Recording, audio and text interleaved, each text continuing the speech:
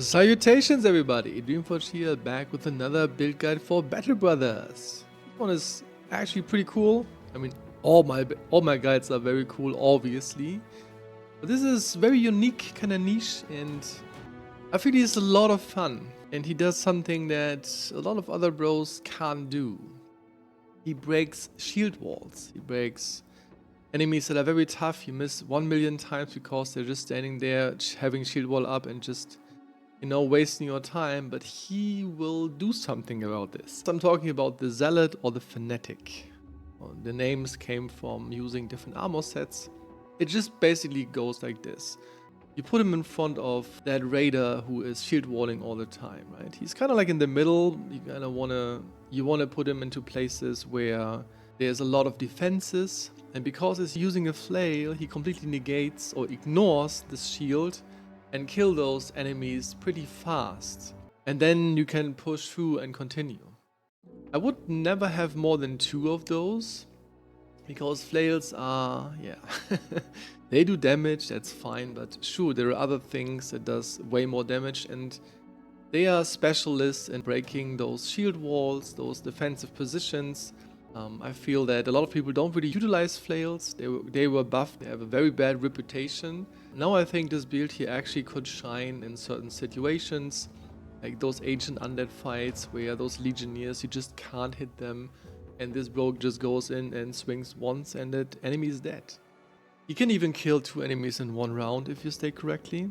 Anyways, getting ahead of myself as usual, let's just reset this. How you skill the Fanatic. I will go over the Fanatic first, and then after that I go over the Zealot.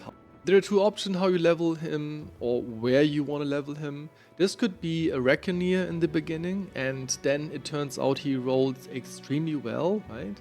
Then you would level him in the front, you would give him Colossus. Or you level him in the back and you just want to see how he will level up, how he will have those rolls, if they're good or not.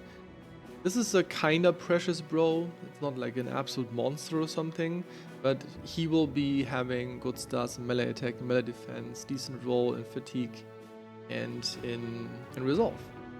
So then I would pick student if I would level him in the backline. Level 3 is for myself almost always gifted. It's a big power boost. This is something you want to have kinda early on, especially if you have it as a Reckoner. This saves some fatigue that you desperately need in the early games, and this would just make you moving around better, getting to those targets who doesn't have helm protection to bonk them, And then it's kind of how you would build a 2-handed melee bro when he is like, I would do this, obviously, give him quick hands, dodge. It's not something you have to do. I like to have this because nimble gear is not that heavy. This would just give extra defenses. Then, of course, I take Nimble. You take those both perks because they do a lot of damage. And you want to have Fearsome. He will hit sometimes 2 times a round. He will always do a lot of HP damage, so Fearsome is of course good. And sometimes you don't kill your enemy, you just break him. And so this is how the main setup would be. I don't think you absolutely have to take this, but this Underdog is a perk you normally would always take on any melee, but I mean, think about how you would use him. You would put him in front of somebody who has a shield, so the damage is not that high. And most of the time just only 1, maybe 2, but this is not really how you would use him. I mean, this is how you would use him. Let's say there's an enemy, an ancient legionnaire on the flanks, or there's this one raider who just stands there with shield wall up and you can't kill him. Then you would go to that enemy and kill him with this dude, right? Or you kind of see where those defensive positions will occur, and then of course he will be there. So most of the time he just fights 1 enemy, maybe 2. You shouldn't bring him into like very crazy fights. I mean, sure, there's always the possibility that somebody jumps him, sure. But normally if you play correctly, this shouldn't happen too much. I mean, I really should Flail Mastery, sorry. Flail Mastery is for this build very important because the second attack here with this flail that only hits heads costs a lot of fatigue but only hits heads. And this attack ignores the shield too. If you want to level him in the front, this is like a Reckoner from the start. He turns out to roll really well. Then you kind of have this. You can, of course, go earlier like that. You can take this, I think it's like Reinforce or something. Yeah, Reinforce. You can take this. This is very, very early on. Then you probably wouldn't have this. But I would never take the wooden flail. This does just absolutely no damage, even though you may be hit.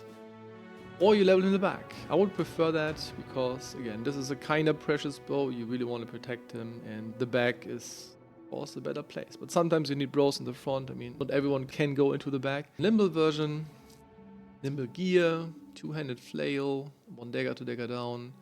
You always should have somewhat of like a trophy that gives plus resolve, right? Very handy here because of fearsome. I have one-handed flail in his backpack because you hit once, this costs 6 AP. You kill a target, maybe an auxiliary, elite legionnaire, then you get +4 back, right?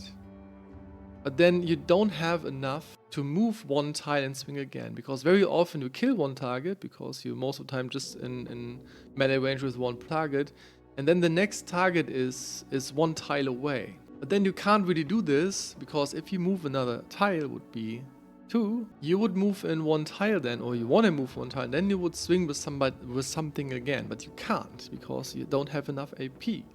But having quick hands and then a one-handed flail would make this possible.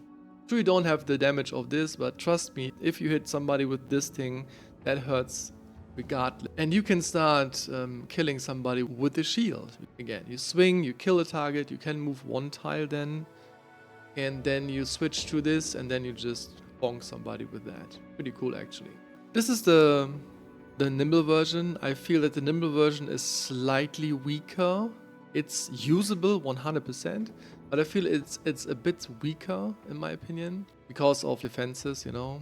To build a Zealot out of a Fanatic while you're leveling, you wouldn't take this. You would take Brawny instead of Dodge.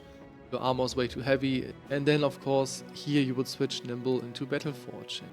You have the Zealot. He works the same. I just put 2 different trophies here just to, you know, you can take an alt trophy, that's fine. Just anything helps. This is Battleforge gear and the same weapons and the same use, basically. Attribute points, they will be very straightforward. You just need a lot of melee attack, that's kind of clear. Melee defense is of course very important too, but it's not as important, you know, you only should fight one. Bro, you remember? Some resolve, again, should be sufficient. With this necklace, getting to the range of 50 would be absolutely great. And then you need fatigue. You just pick the rolls that are higher, and you should be fine. I mean, you don't need absolute crazy amounts of fatigue. You need fatigue, but not like Conqueror levels, where you swing every turn like 2 times and just wreck the place, right? That's not the case. Very cool strategic bro. I really like the idea of him. I really like the fantasy of a Fanatic. He just runs there. He has just a rope on, but a huge two-handed flail and just smacks like zombies or skeletons and completely loses his mind. I love that idea. I really want to have one of them. I'm not sure if it will be a Fanatic or a Zealot that will decide how good his fatigue will be. But anyways, I'm ranting because I really like this build. I think this is absolutely cool. A really cool idea of a build. Alright, that's it for the Fanatic or for this build guide. I hope you enjoy it and kill those pesky shield wall wielding enemies, push through and have like just faster and more clean fights. Just a small disclaimer, I mean, you stayed here until the end. Making those videos takes of course a lot of time. I do this right now almost full time. It's a lot of fun. But I would really appreciate if you would like this video, if you like it or not. If you have any criticism or things you want to say about videos, maybe you have questions, just ask them or say this. I'm very thankful for any feedback I can get. And if you want to see more build guides of Battle Brothers, I will play hardcore games in the future, harder games, I really like them. I will make build guides for that too. I would really appreciate your support. But regardless, thank you for watching this video. I see you in the next. Have a good one.